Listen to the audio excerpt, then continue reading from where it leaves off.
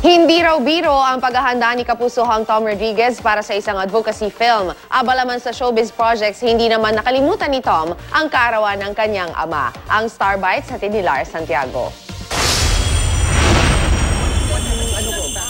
Abala si Tom Rodriguez sa shooting ng indie movie niyang Magtanggol, isang advocacy film na nagbibigay suporta sa mga OFW.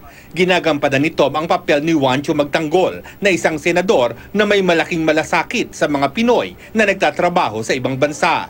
Hindi raw biro ang ginawa niyang paghahanda para sa kanyang role. I did watch a lot of Senate hearings online, and at least in a way, because of this project, it makes me more aware of our political situation din in the country, and in a way it empowers me to do so. Kabilang sa kasama ni Tom sa pelikula si Dina Bonnevie at ang bagong kapuso star na si Kim Domingo. Mahigit isang linggo niyang maiiwan ang rumored girlfriend na si Carla Abellana.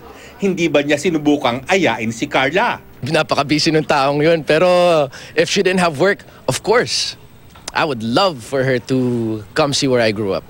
Lars Santiago, GMA News.